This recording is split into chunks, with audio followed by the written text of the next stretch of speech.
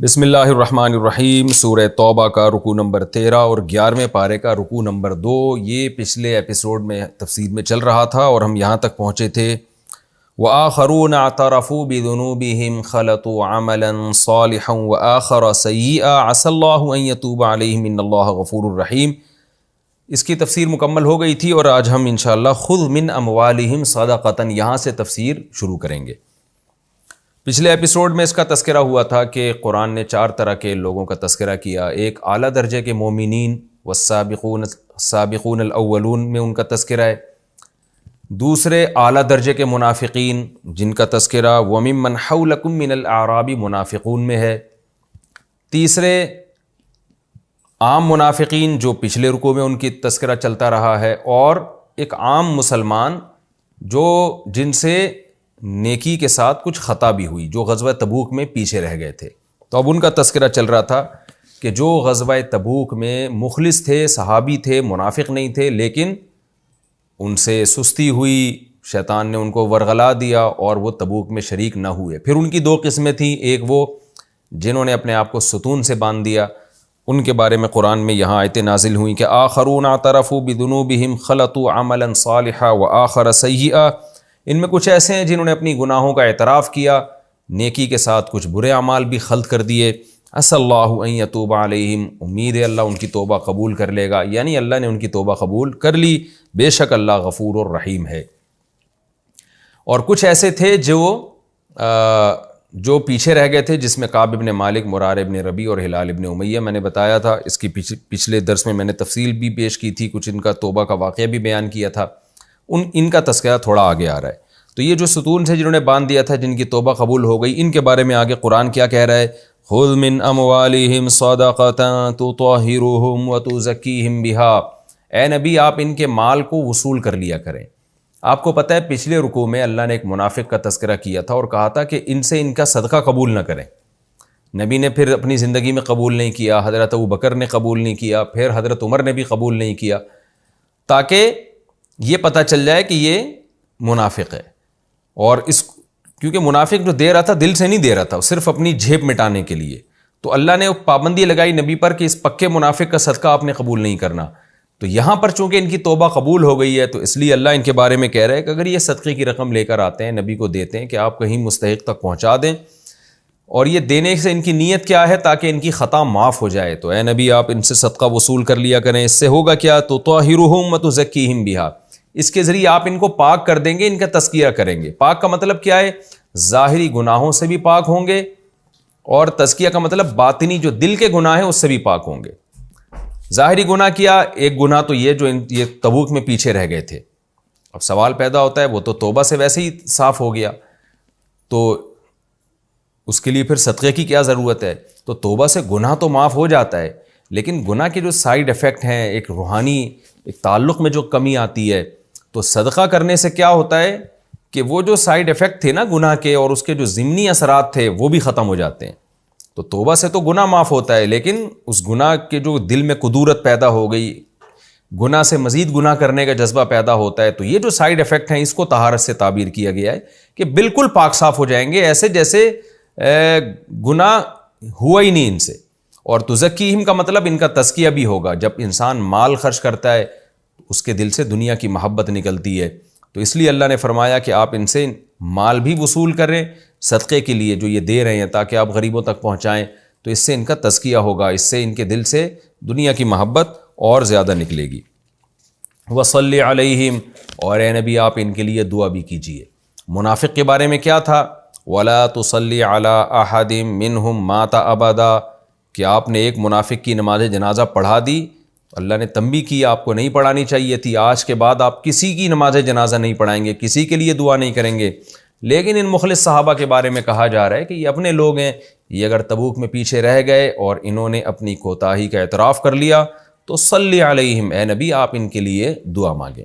دیکھیں صلات کا لفظ اصل میں خاص قسم کی دعا کو، مخصوص اللہ کی رحمت کو کہا جاتا ہے، تو اس کی نسبت جب اللہ کی طرف ہوتی ہے تو اس کا مطلب رحمت بھیجنا، نبی کی طرف ہو تو رحمت کی دعا کرنا، فرشتوں کی طرف ہو تو بھی رحمت کی دعا کرنا۔ تو اب صلی کا مطلب کیا ہے؟ نبی یوں دعا مانگیں گے کہ اللہم صلی علی، اے اللہ ان پر صلات بھیج. تو علماء کہتے ہیں کہ صلات کے لفظ کے ساتھ صرف نبی کے لیے دعا جائز ہے، نبی کے علاوہ کے لیے رحمت کے لفظ کے ساتھ دعا مانگی جائے گی، صلات کے لفظ کے ساتھ نہیں. کیوں؟ اس لیے کہ صلات کا لفظ نبی کے ساتھ خاص ہو چکا ہے، جس کو اردو میں درود کہا جاتا ہے. تو کسی اور کے لیے جب آپ صلات کے لفظ سے دعا مانگتے ہیں نا، تو اس میں یہ وہم ہوتا ہے کہ آپ اس کو نبی تو نہیں سمجھ رہے، اس لیے یہ درست نہیں ہے. اس کی میں پہلے بھی لیکچروں میں ڈیٹیل بیان کر چکا ہوں. تو یہاں صلی کا معنی وہ درود کے معنی میں نہیں، مطلق رحمت کے معنی میں. تو آپ ان کے لیے رحمت کی دعا کریں. ان صلاتک سکن لہم، آپ کا ان کے لیے دعا کرنا ان کے لیے سکونت کا سبب ہے، ان کو سکون ملتا ہے. تو چونکہ توبہ کر چکے ہیں لہذا آپ ان کے لیے دعا کریں تاکہ ان کو سکون اور اطمینان ملے. واللہ سمیع علیم، اللہ سننے والا اور جاننے والا ہے.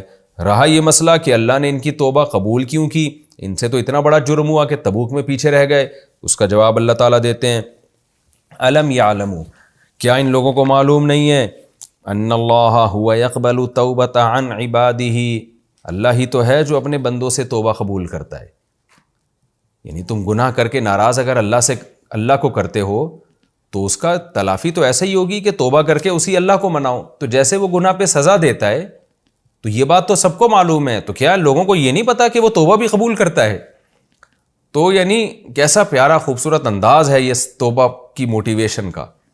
یعنی یہ تو گویا اللہ یوں سمجھا رہے ہیں کہ یہ تو سب کو ہی پتا ہے کہ گناہ پہ سزا اللہ دیتا ہے. تو الم یعلموا، کیا لوگوں کو یہ معلوم نہیں ہے کہ هو يقبل التوبۃ عن عبادہ، وہی اپنے بندوں سے توبہ بھی قبول کرتا ہے. وَيَأْخُذُ الصَّدَقَاتِ، اور صدقے بھی اللہ وصول کرتا ہے. یہ تو ظاہری طور پر ہم فقیر کو پکڑا رہے ہوتے ہیں اور ہم سمجھتے ہیں کہ غریب آدمی وصول کر رہا ہے، یا نبی کو دے رہے ہیں اور ہم سمجھ رہے ہیں نبی وصول کر رہے ہیں، یا اپنے کسی رشتہ دار کو دے رہے ہیں اور ہم سمجھ رہے ہیں رشتہ دار وصول کر رہا ہے. اللہ کہتے ہیں ایسا نہیں ہے، صدقہ اللہ وصول کر رہا ہے، تم اللہ کو دے رہے ہو. تو لہذا اگر تم سے خطا ہو جائے توبہ بھی کرو اور اس کی بھرپور تلافی کے لیے صدقات و خیرات بھی کرو. یہ سب اللہ کے ہاتھ میں جا رہی ہیں یہ سب چیزیں. وَأَنَّ اللَّهَ، اور کیا لوگوں کو معلوم نہیں ہے کہ بے شک اللہ تعالیٰ هُوَ التَّوَّابُ الرَّحِيمُ، بہت زیادہ توبہ قبول کرنے والا اور بہت زیادہ رحم کرنے والا ہے. یعنی صرف توبہ قبول نہیں کرتا، بہت زیادہ قبول کرتا ہے. اس کی عادت ہے توبہ قبول کرنا، اور پھر قبول کرنے کے بعد صرف اتنا نہیں ہوتا کہ سزا معاف ہو جائے گناہ کی، نہ اوپر سے الٹا رحم بھی کرتا ہے، اپنے بندوں سے محبت بھی کر جائے تو توبہ کرنے والے ہیں. جیسے قرآن میں دوسرے مقام پر آتا ہے نا، ان اللہ یحب التوابین ویحب المتطہرین، بے شک اللہ تعالیٰ توبہ کرنے والوں کو اور پاک صاف رہنے والوں کو پسند کرتا ہے. تو صرف اتنا نہیں ہے کہ توبہ کرنے والے کے گناہ کو معاف کر دے، بلکہ اللہ اس سے الٹا محبت کرنا شروع کر دیتے ہیں اور اس پر رحم بھی کرتے ہیں. وَقُلِ اعْمَلُوا، اور اے نبی آپ ان سے یہ بھی کہہ دیجئے جن سے خطا ہوئی ہے کہ اب مزید عمل کرو. فَسَيَرَ اللَّهُ عَمَلَكُمْ، عن قریب اللہ تمہارے عمل کو دیکھے گا. وَرَسُولُهُ، اور رسول بھی. وَالْمُؤْمِنُونَ، اور عام مومنین بھی. ٹھیک ہے تم سے خطا ہو گئی، تم نے توبہ کر لی، لیکن آئندہ کے لیے اب تم نے اصلاح کرنی ہے، سب دیکھیں گے آئندہ تم کیسے چلتے ہو. وَسَتُرَدُّونَ إِلَىٰ عَالِمِ الْغَيْبِ وَالشَّهَادَةِ، اور ان قریب تم عالم الغیب والشہادہ کی طرف لوٹائے جاؤ گے، وہ تمہارے ایک ایک عمل کی تمہیں خبر دے گا. یہ توبہ کرنے والے کو آئندہ کے لیے اصلاح احوال کی ترغیب دی جا رہی ہے. وَآخَرُونَ مُرْجَوْنَ لِأَمْرِ اللَّهِ، اب ان تین صحابہ کا تذکرہ ہے جن کا بائیکاٹ ہوا تھا، جو میں نے پچھلے لیکچر میں بہت ڈیٹیل سے بتایا تھا. ان کی توبہ کا اعلان نہیں ہوا بلکہ ان کے بارے میں بتایا جا رہا ہے کہ ان کا معاملہ ڈیلے کیا جا رہا ہے. وَآخَرُونَ مُرْجَوْنَ لِأَمْرِ اللَّهِ، کچھ دوسرے ایسے ہیں جو اللہ کے حکم کے لیے، اللہ کے حکم کے وقت تک کے لیے مرجونا، ان کے حکم کو ملتوی کیا جا رہا ہے، ڈیلے کیا جا رہا ہے. کیا ڈیلے کیا جا رہا ہے؟ ہوگا کیا ان کے ساتھ؟ اما یعذبہم، یا تو اللہ ان کو عذاب دے گا، سزا دے گا کہ تبوک میں پیچھے کیوں رہ گئے تھے. ٹھیک ہے اہل ایمان میں سے ہیں، نیک لوگوں میں سے ہیں، تو نیک آدمی کو جہاں نیکی کی کا اچھا بدلہ ملتا ہے تو گناہ کی سزا بھی ملتی ہے. تو ابھی اللہ پر ہے کہ اللہ ان کو سزا دے گا. وَإِمَّا يَتُوبُ عَلَيْهِمْ، یا ہو سکتا ہے اللہ ان کی توبہ قبول کر لے. تو یہ بھی ایک انداز ہے. دیکھیں سوال پیدا ہوتا ہے کہ بھئی اللہ کا وعدہ ہے جو توبہ کرے گا اللہ اس کی توبہ قبول کرے گا. اب جب یہ تین صحابی نے توبہ بھی کر لی، گناہ کا اعتراف بھی کر لیا، تو اب قرآن یہ کیوں کہہ رہا ہے کہ ان کے معاملے کو ہم ڈیلے کر رہے ہیں؟ ہم دیکھتے ہیں ہم نے کرنا کیا ہے، کہ یا تو ہم ان کی توبہ قبول کریں گے یا ہم ان کو عذاب دیں گے، ہماری مرضی ہے، ہم ان کا معاملہ ڈیلے کر رہے ہیں. تو بظاہر یہ آیت ان آیتوں سے خلاف جا رہی ہے جن میں آتا ہے کہ جو توبہ کرتا ہے تو ایسے جیسے گناہ ہوا ہی نہیں، تو فوراً توبہ قبول ہونی چاہیے۔ اس کا جواب علماء نے دیا ہے کہ اصل میں تو اصول اللہ کا یہی ہے کہ فوراً اللہ نے ان کی توبہ قبول کر لی تھی، جو اللہ کا وعدہ ہے، جو متواتر آیات اور احادیث اس بارے میں بہت زیادہ ہیں، لیکن اللہ اپنے ان محبوب بندوں کی فضیلت دنیا کے سامنے ظاہر کرنے کے لیے کہ دیکھو میں ان کے معاملے کو لٹکا رہا ہوں، ذرا ان کو میں تڑپنا دیکھنا چاہتا ہوں، اور میں بتانا چاہتا ہوں دنیا کو کہ اللہ کے نیک اور مخلص لوگ کیسے ہوتے ہیں۔ تو اس لیے اللہ نے اپنے علم میں تو توبہ قبول کر لی تھی، لیکن اعلان کیا ہو رہا ہے؟ اعلان توبہ کی قبولیت کا بعد میں نازل ہو رہا ہے کہ نہیں، ابھی ہم تھوڑا سا ان کو آزمائش میں ڈالیں گے تاکہ دنیا کو پتہ چلے کہ جو نیک لوگ ہوتے ہیں وہ کیسے ہوتے ہیں، اور آئندہ کے لیے تنبیہ بھی ہو، ان کی تربیت بھی ہو جائے۔ بعض دفعہ یہ ہوتا ہے کہ آپ سزا دیے بغیر فوراً توبہ قبول کر لیتے ہیں تو اس بات کا خطرہ ہوتا ہے کہ آپ دوبارہ گناہ کریں گے۔ تو بڑے لوگ کیا کرتے ہیں، ان کی نیت تو یہی ہوتی ہے کہ ہم نے اس کو معاف کرنا ہے، لیکن تھوڑی سی سزا دیتے ہیں تاکہ دوبارہ گناہ کی نوبت نہ آئے۔ تو اللہ نے ان تینوں صحابہ کو تھوڑی سی سزا بھی دی کہ 40 دن بائیکاٹ کروایا، ان کا 50 دن بائیکاٹ کروایا، اور تھوڑا سا ان کی فضیلت دنیا کے سامنے ظاہر بھی کی کہ دیکھو ہم نے 50 دن تک ان کے معاملے کو لٹکا کے رکھا، مگر بادشاہ خط بھی لکھ رہا ہے غیر مسلم بادشاہ کہ ہمارے پاس آ جاؤ، عزت بھی ملے گی، اس کے باوجود یہ اس کا خط پھاڑ کے پھینک رہے ہیں اور کہہ رہے ہیں کوئی بات نہیں، ہم مر جائیں گے۔ اور ٹھیک ہے، ہمارے نبی نے، ہمارے ساتھیوں نے ہمارے ساتھ بائیکاٹ کیا، زمین اجنبی بن گئی، ہمارے لیے قید خانہ بن گئی، لیکن ہم اللہ کو ناراض نہیں کر سکتے۔ تو یہ فضیلت بھی ان صحابہ کی اللہ نے دنیا کے سامنے ظاہر کرنی تھی، اس حکمت سے اللہ نے ان کے معاملے کو ڈیلے کیا ہے۔ تو اللہ تعالیٰ فرماتے ہیں وَآخَرُونَ مُرْجَوْنَ لِأَمْرِ اللَّهِ، اور کچھ ایسے ہیں جن کے معاملے کو اللہ کے حکم تک کے لیے ڈیلے کیا جا رہا ہے، اما يعذبهم، یا تو اللہ ان کو عذاب دے گا، وَإِمَّا يَتُوبُ عَلَيْهِمْ، یا اللہ ان کی توبہ قبول کر لے گا۔ اب دیکھیں اللہ اگر صاف کہہ دیتا اللہ ان کی توبہ ہی قبول کرے گا تو پھر یہ آزمائش تھوڑی ہوتی۔ تو اس لیے اللہ نے ان صحابہ کو گویا ڈرا دیا کہ ہماری مرضی، ہم تمہیں عذاب دیں یا ہم توبہ قبول کریں، تاکہ وہ بھی ایک آزمائش میں رہیں۔ واللہ علیم حکیم، اللہ خوب جاننے والا اور حکمت والا ہے۔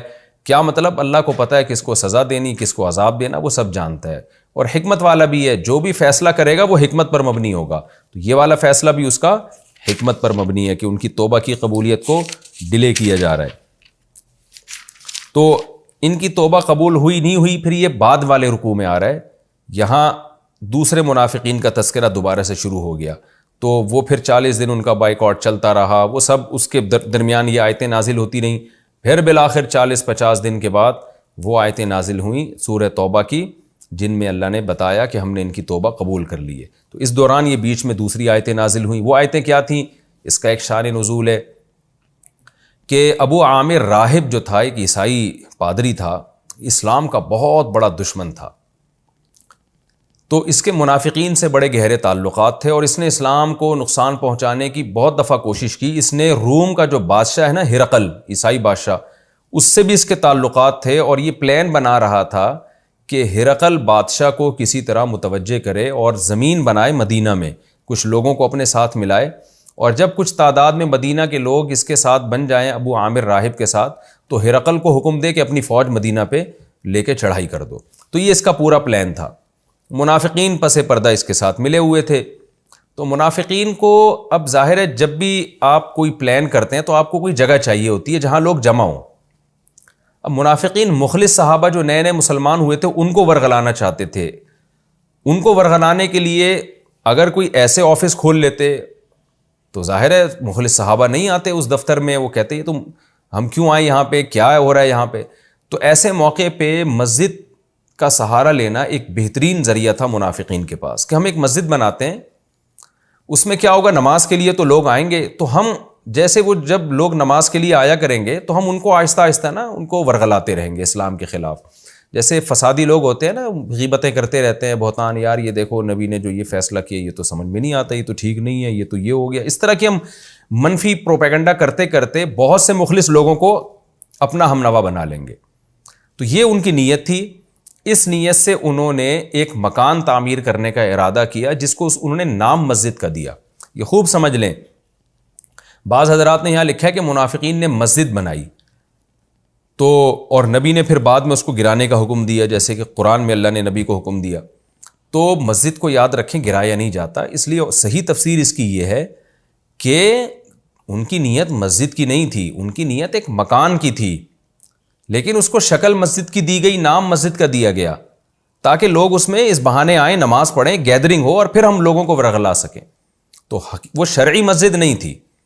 تو چونکہ منافقین نے اس کو نام مسجد کا دیا، اس کی لک مسجد جیسی، اور اس کا دنیا کے سامنے یہ شو کیا گیا کہ یہ مسجد ہے، تو قرآن نے بھی انہی کی رعایت میں اس کو مسجد سے تعبیر کیا۔ ورنہ حقیقت میں جو شرعی مسجد ہوتی ہے، جو اہل اسلام تعمیر کرتے ہیں، مقصد نماز ہوتا ہے اس میں، وہ والی شرعی مسجد کے اس کے حکام نہیں تھے۔ اگر وہ حکام ہوتے تو آپ صلی اللہ علیہ وسلم کبھی مسجد نہ گراتے، کیونکہ مسجد بننے کے بعد اس کا گرانا جائز نہیں ہے۔ تو منافقین نے جب وہ، ان کی نیت کیا تھی کہ عامر راہب کے ساتھ مل کر ایک گیدرنگ ہو جائے گی اور ہم یہاں بیٹھ کے اسلام کے خلاف سازشیں کریں گے اور مسلمانوں کے دل میں وسوسے ڈالیں گے، تو پھر جو ہے وہ ہرقل روم اس طرح سے اس کو ہم متوجہ کریں گے ابو عامر راہب کے ذریعے، اور بالآخر مدینہ کو تہس نہس کر دیں گے۔ تو جب انہوں نے مسجد تعمیر کی ہے، نبی صلی اللہ علیہ وسلم سے انہوں نے آ کے عرض کیا، نبی صلی اللہ علیہ وسلم سے فرمایا کہ نبی صلی اللہ علیہ وسلم سے کہا کہ یا رسول اللہ، آپ اس مسجد میں آ کے نماز ادا کر لیں۔ منافقین کی نیت یہ تھی کہ جب نبی آئیں گے مسجد میں، مسجد تو ظاہر ہے ایک اچھا لیبل ہی ہے، نبی آئیں گے نماز پڑھیں گے تو دوسرے لوگوں کو اس سے ایک موٹیویشن ملے گی کہ بھئی دیکھو نبی صلی اللہ علیہ وسلم نے اس مسجد میں آ کے نماز پڑھی ہے تو ہمیں بھی پڑھنا چاہیے۔ تو آپ صلی اللہ علیہ وسلم کو پوری صورتحال کا علم نہیں تھا کہ ان کے پیچھے کیا سازشیں ہیں، تو آپ صلی اللہ علیہ وسلم نے ان منافقین سے وعدہ کر لیا کہ تبوک سے واپسی پر میں انشاءاللہ اس مسجد میں آؤں گا اور نماز پڑھوں گا، کیونکہ آپ نے تو یہ سمجھا کہ ایک خیر خواہی کی نیت سے شاید مسجد بنائی ہوگی انہوں نے، لیکن قرآن مجید نے آپ صلی اللہ علیہ وسلم پر تبوک کے موقع پر یہ آیتیں نازل کی، اللہ تعالیٰ نے یہ آیتیں نازل کی اور قرآن مجید کا حصہ بنا دیا ان آیتوں کو، اور اس میں بتا دیا گیا کہ یہ جو مسجد جو منافقین نے بنائی ہے یہ ظاہر میں مسجد ہے، حقیقت میں یہ زرار ہے۔ زرار کا مطلب نقصان پہنچانے کا ایک جگہ ہے، نقصان پہنچانے کی ایک پلیس ہے، جس کا مقصد کیا ہے کہ جو اسلام دشمن عناصر ہیں ان کے ساتھ مل کر اسلام کو تہس نہس کیا جا سکے، لہذا آپ کبھی بھی اس مسجد میں جا کے نماز نہ پڑھیں۔ چنانچہ جب یہ آیتیں نازل ہوئیں تو آپ صلی اللہ علیہ وسلم نے نہ صرف یہ کہ نماز نہیں پڑھی بلکہ صحابہ کو بھیجا کہ جا کے اس کو جلا دو اور اس کی عمارتوں کو گرا دو۔ تو یہاں سے ان کے جو منافقین کا جو ایک بہت بڑا پلان تھا وہ سارا برباد ہو گیا۔ اسی کا قرآن نے تذکرہ کیا، والذین اتخذوا مسجدا ضرارا، اور وہ لوگ جنہوں نے بنائی ایک مسجد ضرارا جو نقصان پہنچانے والی تھی۔ تقویٰ مسلمانوں میں اسلام کی ترغیب یا عبادت اس کی نیت نہیں تھی، وہ کفرن، اور کفر کے لیے بنائی۔ کفر کا مطلب کیا؟ تاکہ وہاں بیٹھ کے کفر کو پروموٹ کریں، کفر کی باتیں کریں۔ وَتَفْرِيقًا بَيْنَ الْمُؤْمِنِينَ، اور اس لیے بنائی گئی کہ مومنین میں پھوٹ ڈال دیں، کیونکہ جب مومنین آئیں گے کچھ اس طرح کی باتیں سنیں گے تو ظاہر ہے جو ایک اتحاد چلا رہا ہے وہ خراب ہو جائے گا۔ وَإِرْصَادًا، اور اس کی گھات کی جگہ بنائیں، اس کے رہنے کی جگہ بنائیں۔ لِمَنْ حَارَبَ اللَّهَ وَرَسُولَهُ مِنْ قَبْلُ، اس شخص کے لیے جگہ بنا دیں اس میں جو اللہ اس کے رسول سے پہلے ہی دشمنی کر چکا ہے۔ ابو عامر راہب جس کی دشمنی مشہور ہے، اس کو جگہ چاہیے تھی تو اس کو جگہ بنا کے دے رہے تھے۔ وَلَا يَحْلِفُنَّ، اور قسمیں اٹھا اٹھا کے کہہ رہے ہیں، إِنْ أَرَدْنَا إِلَّا الْحُسْنَى، کہ ہمارا ارادہ اچھائی کے سوا کچھ بھی نہیں ہے، ہم نے تو اسلام کی تبلیغ کے لیے مسجد بنائی ہے۔ اے نبی، اللہ آپ کو خبردار کرتا ہے، وَاللَّهُ يَشْهَدُ إِنَّهُمْ لَكَاذِبُونَ، اللہ گواہی دیتا ہے کہ یہ جھوٹ بول رہے ہیں۔ لا تقم فیہ ابدا، اے نبی آپ اس مسجد میں کبھی بھی قیام نہ کریں، کبھی بھی قیام نہ کریں۔ لمسجد اسس علی التقوی من اول یوم احق ان تقوم فیہ، ہوتا یہ تھا کہ نبی صلی اللہ علیہ وسلم جب ہجرت کر کے آئے نا مدینہ منورہ، تو ڈائریکٹ مدینہ شہر میں داخل نہیں ہوئے آپ، بلکہ آپ نے پہلے مدینہ کے قریب میں ایک محلہ تھا، ایک گاؤں تھا یوں سمجھ لیں، اس کا نام تھا قبا، تو وہاں آپ صلی اللہ علیہ وسلم نے پڑاؤ ڈالا، تو وہاں آپ نے نماز پڑھی، صحابہ نے وہاں مسجد بنائی۔ وہ اسلام کی سب سے پہلی مسجد تھی جو آج مسجد قبا کے نام سے ہے۔ تو آپ صلی اللہ علیہ وسلم نے کچھ دن وہاں قیام کیا، نمازیں پڑھیں، اس کے بعد آپ صلی اللہ علیہ وسلم مدینہ منورہ تشریف لے گئے اور آپ نے وہاں شہر میں مسجد نبوی کی بنیاد رکھی۔ لیکن آپ صلی اللہ علیہ وسلم کو اس مسجد سے محبت تھی، اہل قباء سے محبت تھی، وہاں کے لوگوں نے آپ کا بڑا اکرام کیا تھا، تو آپ ہر ہفتے کو مدینہ منورہ سے پیدل چل کے آپ صلی اللہ علیہ وسلم، پیدل یا سواری پہ آپ صلی اللہ علیہ وسلم قباء تشریف لاتے اور وہاں نماز پڑھتے.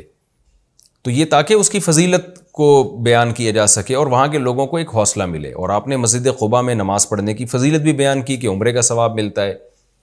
یہی وجہ ہے کہ آج جتنے بھی حاجی حج کرنے جاتے ہیں اور جو مدینہ منورہ جاتے ہیں تو وہ قباء میں جا کے بھی ہر حاجی کی کوشش ہوتی ہے میں 2 رکعت پڑھوں تاکہ مجھے بھی وہ حج عمرے کی فضیلت حاصل ہو جائے اور آپ صلی اللہ علیہ وسلم کی ایک سنت بھی زندہ ہو جائے. تو یہی طرز عمل منافقین نے کیا کہ بھئی آپ قباء تو آتے ہی ہیں تو آپ ادھر بھی آئیں. تو آپ نے چونکہ پہلے وعدہ کر لیا تھا، لیکن اللہ نے جب حکم نازل کیا اور بتا دیا کہ یہ مسجد نہیں ہے تو آپ صلی اللہ علیہ وسلم نے وہاں جانے کا ارادہ ترک کر دیا. تو اللہ نے ایسے موقع پہ قباء مسجد کی فضیلت بیان کی کہ جو قباء مسجد ہے نا اس کے لوگ پاکیزہ لوگ ہیں، مخلص لوگ ہیں، تو وہ مسجد زیادہ حقدار ہے کہ آپ وہاں جا کے نماز پڑھایا کریں، کیونکہ اس مسجد کی بیس تقوی اور اللہ کی رضا پر تھی. جو وہاں صحابہ نے مسجد بنائی وہ تقوی اور اللہ کی رضا کی بیس پہ بنائی ہے مسجد. وہ لوگ بھی اس کے حقدار ہیں کہ آپ ان کے پاس جائیں اور وہ مسجد بھی اس کی حقدار ہے کہ آپ اس میں جا کے نماز پڑھیں. یہ جو مسجد ہے اس کے بنانے والوں کی بنیاد تقوی اور اللہ کی خوف اور اللہ کی رضا نہیں تھی، بلکہ ان کی بنیاد ہی اس تخریب کاری اور خدا کے غضب کو دعوت دینا تھی.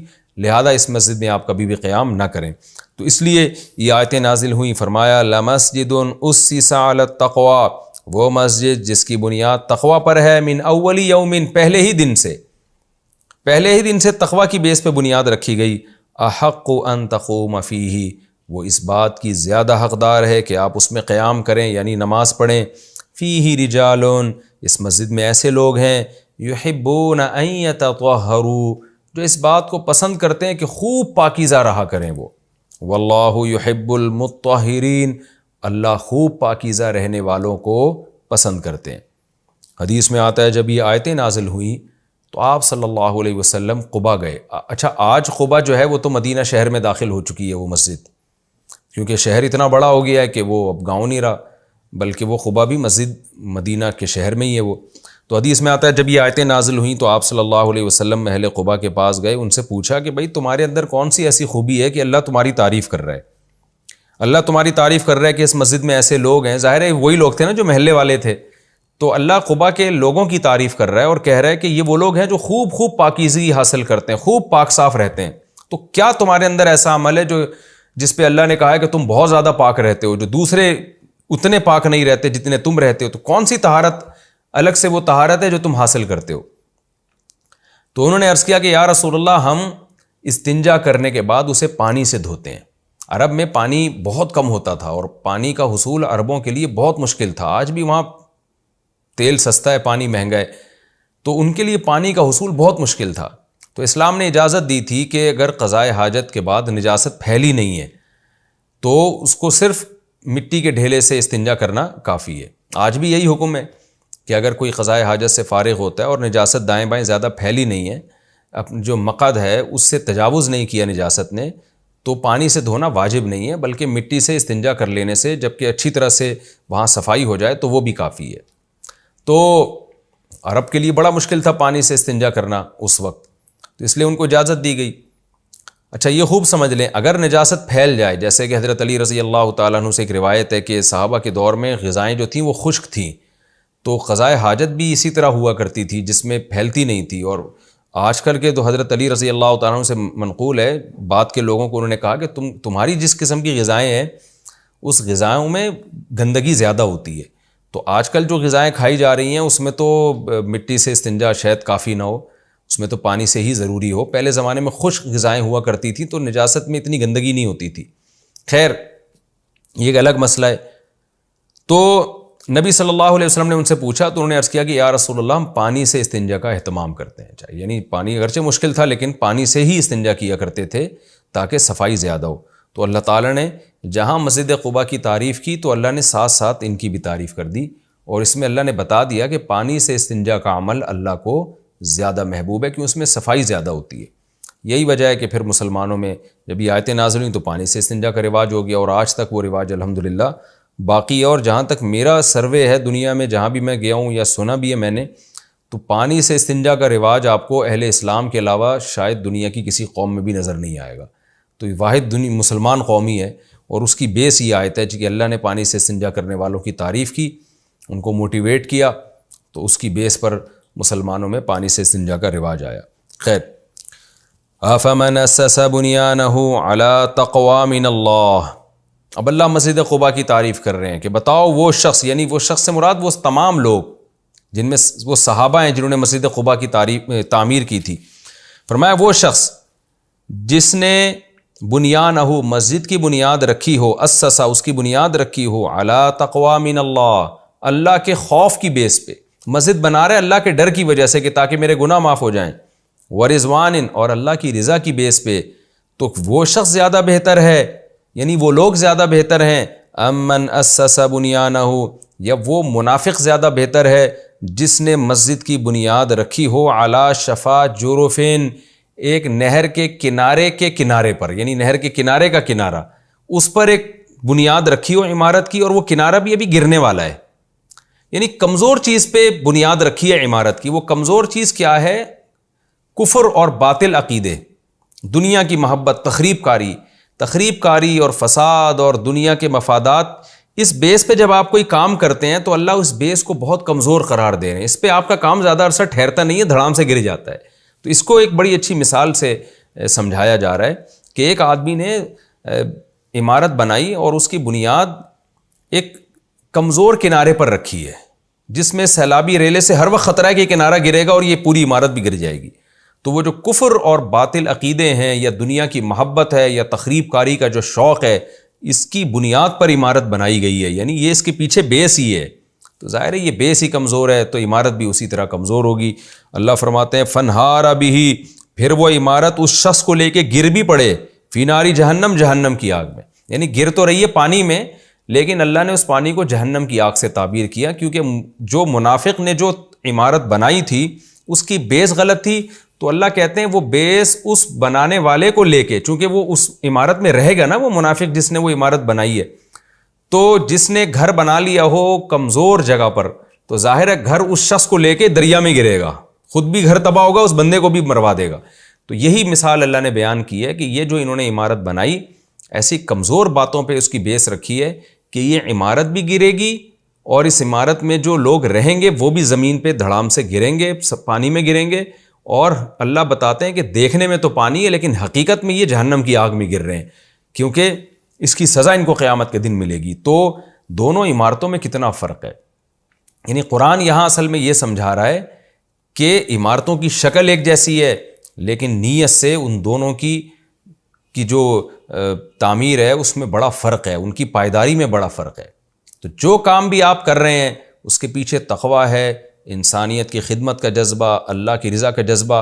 کام تھوڑا ہوگا لیکن بہت مضبوط ہوگا. میں جب یہ آیتیں پڑھتا ہوں مجھے آج تبلیغی جماعت کا تصور دماغ میں آتا ہے کہ مولانا الیاس رحمۃ اللہ علیہ نے اللہ کے خوف اور امت کی خیر خواہی کے جذبے سے ایک چھوٹے سے کام کی بنیاد رکھی، لیکن چونکہ بنیاد بڑی مضبوط تھی، اس میں کوئی لالچ نہیں تھی، تو آج وہ کام پوری دنیا میں کیسا پھیل گیا کہ روکنے سے رک نہیں رہا. وہ سعودی عرب میں پابندی لگی پھر بھی پھیلتا چلا جا رہا ہے، یعنی بریکیں فیل ہو گئی ہیں اس کام کی. اور کتنی بڑی بڑی تحریکیں چلی ہیں جن کے میں بہت محنت تھی، بہت مشقت تھی، لیکن ان کی بنیاد صحیح نہیں تھی. وہ تحریکیں ایسے ہی غائب ہوئی ہیں کہ ان کا نام و نشان مٹ گیا. تو یہی بات کو قرآن اس انداز سے بیان کر رہا ہے. اللہ فرماتے ہیں کہ اعلیٰ شفا جرف ہار فنہار بہ فی نار جہنم، تو وہ پھر جہنم میں گر جائے وہ عمارت اپنے بنانے والے کو لے کر. تو اللہ ان صحابہ کی تعریف کر رہے ہیں جنہوں نے مسجد قباء بنائی، کہ اللہ کہتے ہیں ان کی بیس تو تقویٰ تھی، وہ زیادہ بہتر ہے، یہ کمبخت منافق جن کی مسجد بنانے کی بیس ہی ٹھیک نہیں ہے. تو کیا مطلب؟ وہ زیادہ بہتر ہیں، تو لہٰذا ان کو موٹیویٹ کریں، ان کے ساتھ آپ جا کے رہا کریں، ان کی مسجد میں جا کے نماز پڑھا کریں. ان منافقین کو آپ پروٹوکول نہ دیں. واللہ لا یہدی القوم الظالمین، اللہ ایسے ظالموں کو سیدھی راہ نہیں دکھاتا جو مذہب کا غلط استعمال کرتے ہیں، یعنی مسجد کا لیبل لگا کے تخریب کاری کرتے ہیں. آگے قرآن کہہ رہے ہیں لا یزال بنیانہم الذی بنوا ریبۃ فی قلوبہم، یہ جو انہوں نے عمارت بنائی ہے نا مسجد زرار، تو ان کی جو عمارت ہے جو انہوں نے بنائی ہے یہ مسلسل ان کے دلوں میں کھٹکتی رہے گی. کیا مطلب؟ ان کے دل میں خوف رہے گا کہ ہم نے کام غلط کیا ہے، اور جب نبی اس عمارت کو گرا دیں گے تو بھی ہمیشہ دل میں کھٹکا رہے گا کہ ہم نے پیسہ بھی خرچ کیا، محنت بھی کی اور بدنامی بھی ہوئی.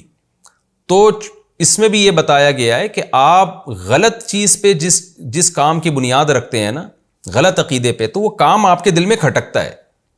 آپ اخلاص کی بیس پر جب کوئی کام کرتے ہیں تو اس سے آپ کو سکون ملتا ہے، اور جب آپ غلط چیز پہ کسی کام کی بنیاد رکھتے ہیں، غلط نیت پہ، تو اس کام میں آپ کو کھٹکا لگا رہتا ہے. مجھے یاد ہے ایک شخص قاتل تھا، اس نے علماء کا قتل کیا. بعد میں ہمیں اس کے بارے میں اطلاعات ملی کہ اس نے بتایا کہ میرا سکون ہمیشہ برباد رہتا ہے.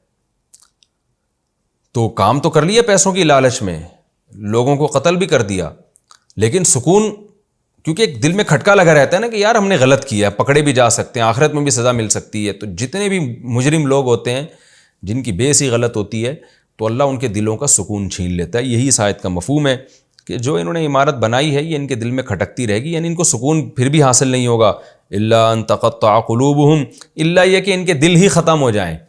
یعنی ایک محاورہ ہے کہ دل میں خوف ہوتا ہے نا، تو جب آپ کہتے ہیں کہ یار تیرے دل میں ہمیشہ خوف رہے گا جب تک تیرے سینے میں دل ہے، مطلب یہ کہ ہمیشہ خوف رہے گا، یہ کبھی ختم نہیں ہوگا. تو اس میں کنایتاً یوں کہا جاتا ہے کہ جب تک تیرے سینے میں دل ہے، جب دل ختم ہو جائے گا تو خوف بھی ختم ہو جائے گا. ظاہر ہے دل کبھی ختم نہیں ہوتا. ایک دل جسمانی دل ہے جو زندگی میں ہے، پھر موت کے بعد بھی انسان کو جو برزخی زندگی میں دل ملتا ہے تو منافق کے پھر اس دل میں خوف پیدا ہو جائے گا، پھر آخرت میں جو دل دیا جائے گا اس میں خوف پیدا ہو جائے گا. تو یہ بتانے کے لیے کہ ہمیشہ ان کے دل میں اس برائی، اس جرم پہ جو دل میں کھٹکا ہے وہ ہمیشہ موجود رہے گا. واللہ علیم حکیم، اللہ جاننے والا اور حکمت والا ہے.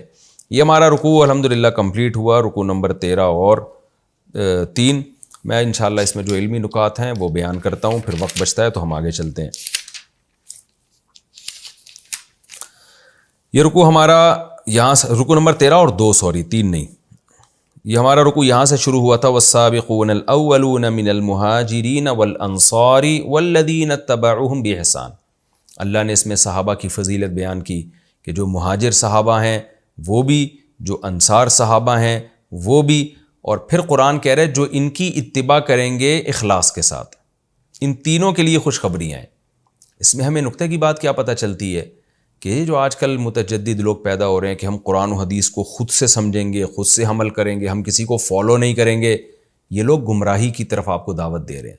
قرآن تو کیا کہہ رہا ہے کہ جو سب سے پہلے لوگ ایمان لائے اور انصار اور مہاجر، ان کو فالو کرو، ان اشخاص کو فالو کرو. تو اسلام میں آپ اشخاص کو، رجال کو نکال نہیں سکتے اپنی ڈکشنری سے.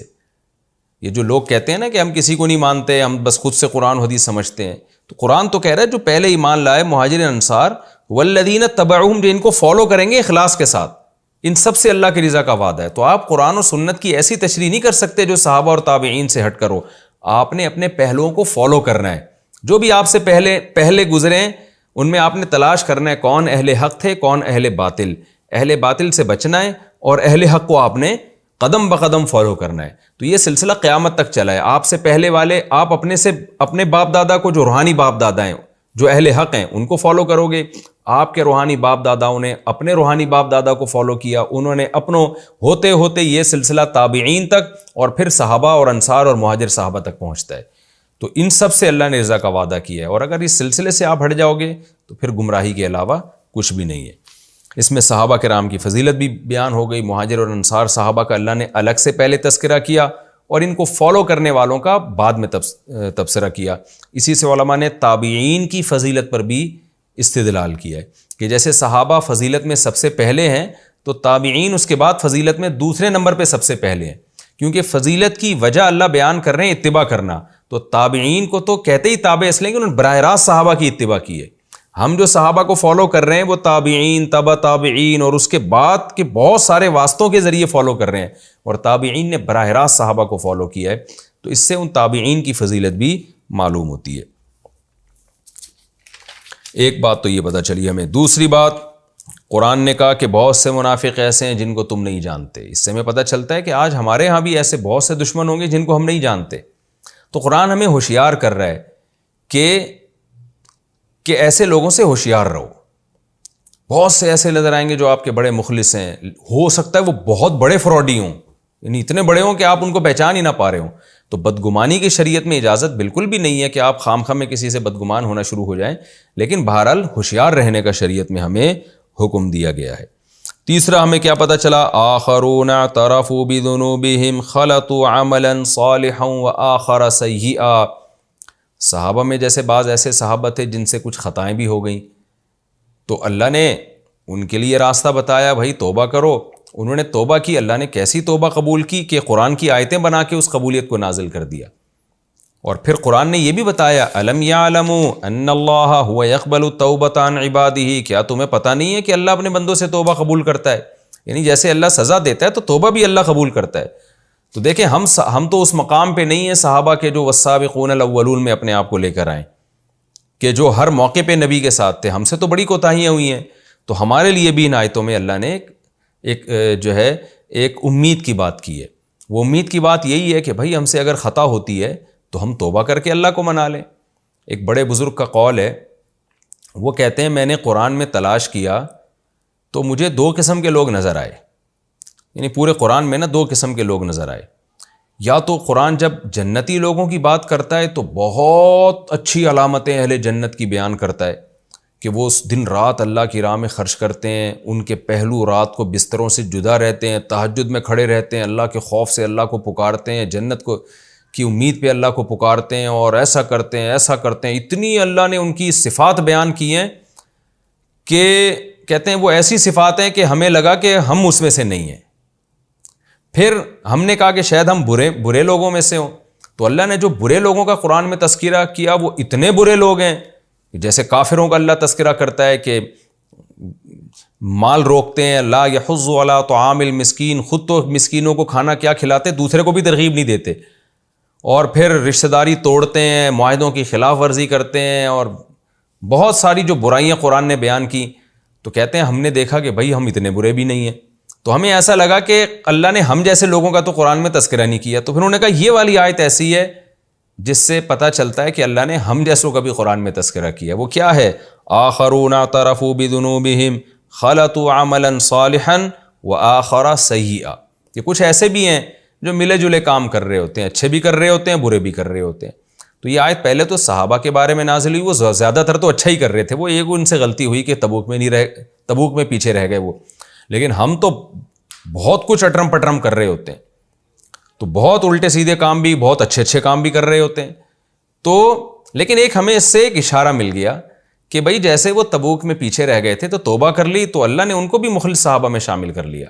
تو ہم سے جتنے بھی برے کام ہو جائیں، توبہ کر کے ہم اللہ کو منائیں اور اللہ کو راضی کرنے کی کوشش کریں، تو اللہ ہمیں بھی نیک لوگوں کی فہرست میں شامل کر لے گا، کیونکہ قرآن نے کیا کہا، صلی اللہ یتوب علیہم، توبہ کرو گے تو اللہ سے امید ہے اللہ تمہاری توبہ قبول کرے گا۔ تو امید کا مطلب میں نے بار بار بتایا یہاں یقین ہی کے معنی میں ہوتا ہے، تو اللہ ہمیں بھی ان لوگوں میں شامل کر لے گا، تو اس میں ہمارے لیے بڑی ایک امید کی بات ہے۔ ایک اور علمی نکتے کی بات کیا پتہ چلتی ہے، صدقۃ تطہرہم، پتہ چلا اگر آپ سے کوئی غلطی ہو جائے، آپ توبہ کریں تو توبہ بھی کریں اور کچھ صدقہ بھی دیا کریں۔ صدقے سے اللہ کا غضب کم ہوتا ہے، صدقے سے اس گناہ کے جو سائیڈ ایفیکٹ ہیں اس کے بھی ختم ہونے کا پورا امکان ہوتا ہے۔ تو اس لیے اس رکوع میں ہمیں یہ بھی پتہ چلتا ہے۔ اور اس میں ایک اور اہم نکتے کی بات پتہ چلتی ہے کہ اللہ تعالیٰ نے 3 صحابہ کی جو توبہ قبول کی تو فوراً اعلان نہیں کیا، بلکہ کیا کہا، مرجون لامر اللہ اما یعذبہم و اما یتوب علیہم، کہ ان میں چند کو مہلت دی جا رہی ہے، اللہ فیصلہ کرے گا کہ عذاب دینا ہے یا توبہ قبول کرنی ہے۔ حالانکہ اللہ نے تو فیصلہ کرنا تھا توبہ ہی قبول ہی کرنی ہے، کیونکہ اللہ کا وعدہ ہے توبہ اللہ قبول کرتا ہے، لیکن ان کو اناؤنس کیوں نہیں کیا جا رہا؟ اس میں تربیت کا ایک عنصر ہے۔ تو اس میں یہ ہمیں سبق ملتا ہے کہ اپنے ماتحتوں کی غلطی پر اگر وہ سوری کرتے ہیں تو ہمیشہ فوراً معاف نہیں کرنا چاہیے۔ بعض دفعہ اگر آپ کو یہ خطرہ ہے کہ میں نے فوراً معاف کر دیا نا تو یہ دوبارہ یہ غلطی کرے گا، تو تھوڑا سا اس کو ڈیلے بھی کر سکتے ہیں، تھوڑا سا آپ ناراض ہو سکتے ہیں، روٹ سکتے ہیں، تاکہ اس کی تربیت ہو۔ تو یہ تربیت کا بھی ہمیں ان آیتوں سے پتہ چلتا ہے کہ اگرچہ آپ کے دل میں یہ ہو کہ میں اس کو سزا نہیں دوں گا، لیکن بچوں کی تربیت کے لیے، ماتحتوں کی تربیت کے لیے تھوڑا ناراض ہو جانا، روٹ جانا، تھوڑی سی سزا دے دینا، تاکہ ان کو ان کے دل میں اس برائی بیٹھ جائے کہ یہ بہت برا کام ہم نے کیا۔ اگر آپ کوئی غلطی کرے اور معافی مانگے فوراً معاف کر دیں تو ہو سکتا ہے اس کے دل میں اس غلطی کی برائی ختم ہو جائے، وہ سمجھے یہ تو ہلکا پھلکا کام ہے، جب کرو معافی مانگو تو معاف ہو جاتا ہے۔ تو ہمیں یہ بھی ایک اس سے سبق ملتا ہے۔ اور ایک اہم ترین سبق والذین اتخذوا مسجدا ضرارا، منافقین نے مسجد بنائی نقصان پہنچانے کے لیے. بہت اہم سبق یہ ملتا ہے کہ بعض کام بہت اچھے لگتے ہیں دیکھنے میں لیکن اس کے پیچھے جذبہ اچھا نہیں ہوتا. مذہب کے نام پہ بھی تخریب کاری ہوتی. جیسے منافق سینما گھر بنا کے اسلام کے خلاف نہیں چل رہے تھے، مسجد بنا کے اسلام کی مخالفت کر رہے تھے. تو آج بھی ایسے لوگ آپ کو صفوں میں ملیں گے جو لیبل مذہب کا لگاتے ہیں، باتیں بڑی اچھی کر رہے ہوتے ہیں، کام ان کا تخریب کاری، فرقواریت پھیلانا، لالچ، ہوس، یہ سب چیزیں ان کا مقصد ہوتا ہے. اور بعض دفعہ مسجد بھی اسی نیت سے بنائی جاتی ہے. اسلام کا مقصد پیش نظر نہیں ہوتا، اپنے فرقے کو پروموٹ کرنا، دوسرے کو دبانا. آپ نے دیکھا ہوگا ایک مسجد بنی ہوئی ہوتی ہے، نمازی آ رہے ہیں، فوراً اس کے تھوڑے سے فاصلے پر ہی ایک دوسری مسجد بنا دی جاتی ہے. بھائی یہاں ضرورت نہیں ہے دوسری مسجد بنانے کی، یا سارے نمازی یہاں آ رہے ہیں، محلے والوں کے لیے کافی ہے. اس سے خامخواہ میں نمازی کٹ جائیں گے بلا وجہ، یا تو ضرورت ہوتی تو ایک بات بھی ہے، تو خامخواہ میں بنا دی جاتی ہے. تو اب اس پہ پھر وہ کہتے ہیں مسجد. تو اس سے پتہ چلتا ہے بنانے والے کی نیت ٹھیک نہیں ہے. اگر نیت نماز پڑھوانا ہوتی تو اس کے لیے محلے میں یہ مسجد کافی ہے. ہاں یہ ضرور ہے کہ آپ ایسا نہ ہو کہ کوئی مسجد قریب میں بنا لے تو مسجد ضرار کہہ کے آپ اس کو گرا دیں. آپ کو شرنج کی اجازت نہیں ہے، کیونکہ ہمیں 100% نہیں پتا کہ اس کی نیت کیا تھی. یہاں تو اللہ نے بتا دیا کہ ایک تو منافق ویسے ہی کافر، اور بتا دیا کہ یہ مسجد نہیں تو ضرار ہے. لیکن ہمیں چونکہ ہم ظاہر کے مکلف ہیں تو مسجد جب بن جائے گی گرائے تو نہیں جائے گا اس کو. لیکن ان آیتوں سے اتنا بہرحال ہمیں پتہ چلتا ہے کہ بعض دفعہ لیبل دین کا، مذہب کا لگایا جاتا ہے اور کام تخریب کاری ہوتا ہے. میں نے ایسا دیکھا، ایک دفعہ گلشن اقبال میں تھا تو میں نے وہاں دیکھا کہ ایک جگہ ہے، لوگوں کی گزرگاہ ہے، لوگ فلیٹ سے نکلتے ہیں، مین گیٹ کی طرف جاتے ہیں. وہاں ایک صاحب نے کیا کیا، تھوڑا سا تمبو لگا کے مسجد بنا دی اور بلاک لا کے نا سیمنٹ کے کھڑے کر دی. اذان، مائک، نمازیں شروع ہو گئیں وہاں پہ. محلے والوں کو اس قدر تکلیف ہو رہی، چلنا پھرنا دشوار، لیکن وہ صاحب تقریریں کرتے تھے اللہ کا گھر ہے، چندہ دو اور مسجد بنائی ہے ہم نے. تو مجھے یہ آیتیں یاد آتی تھیں کہ دیکھو اس کا مقصد اگر اللہ کی رضا ہوتا نا تو یہ لوگوں کی تکلیف کا ذریعہ نہ بنتا، لوگوں کے دروازوں کے سامنے مسجد نہ بناتا. اس کا مقصد ہے چندہ کرنا. مسجد ہوگی تو چندہ بہت آئے گا. تو بک رہی ہوتی ہیں آج بہت سے چندہ خور کیا کر رہے ہیں، مسجدیں خرید رہے ہیں. کیونکہ مسجد خریدیں گے 5 لاکھ میں، 10 لاکھ میں، 15 لاکھ میں، 5 کروڑ میں مسجد خریدی. اس کے بعد پھر ان کو پتہ ہے کہ اب مسجد کے نام پہ چندہ، ایسے فراڈ ہو رہے ہیں. مسجد خریدی یا کروڑوں روپے لگا کے مسجد بنائی، اور مقصد کیا ہوتا ہے کہ جب میں یہاں آؤں گا تو چندہ بھی ہوگا تو آدھا خود رکھوں گا، آدھا مسجد پہ لگاؤں گا. تو یہ سارے کام اس دور میں بھی ہو رہے ہیں بھرپور طریقے سے. مدرسے کے نام پہ بھی ہو رہے ہیں، یتیم خانوں کے نام پہ بھی ہو رہے ہیں. آپ نے دیکھو کتنے سیاستدان ٹرسٹ بناتے ہیں بلیک منی کو وائٹ کرنے کے لیے. ہوتا تو وہ ٹرسٹ ہے، سارے اس کے آداب اور اصول ٹرسٹ والے ہوتے ہیں، لیکن پیچھے نیت کیا ہوتی ہے، بلیک منی کو وائٹ کرنا. تو یہ ساری بدماشیاں آج بھی ہو رہی ہیں. تبھی قرآن نے منافقین کے اس عمل کو بڑے اہتمام سے بیان کیا. تو ہمیں اس میں ہوشیار رہنا چاہیے. صرف مسجد کا یا مدرسے کا لیبل نہیں دیکھنا چاہیے، دیکھنا چاہیے کہ اس کا بنانے والا واقعی کیا مذہب کے ساتھ مخلص بھی ہے. ایسا تو نہیں ہے کہ اپنے چندوں کے لیے بنا دیا اس نے، یا بے روزگار ہو، کہیں سے کھانے کا انتظام نہیں ہو رہا تو اس نیت سے بنا دیا. تو یہ سب چیزیں ہمیں دیکھ کے تعاون کرنا چاہیے. صرف مسجد یا مدرسے کا لیبل دیکھتے ہی آپ چندے پھینکنا شروع کر دیں، یہ طریقہ مناسب نہیں ہے. یہ ہمارا رکوع الحمدللہ کمپلیٹ ہو گیا. اس کے بعد انشاءاللہ ہم اگلے ایپیسوڈ میں سورہ توبہ کا رکوع نمبر 14 اور 11ویں پارے کا رکوع نمبر 3 انشاءاللہ ہم شروع کریں گے. اللہ ہمیں سمجھنے کی، عمل کی توفیق عطا فرمائے. وما علینا الا البلاغ.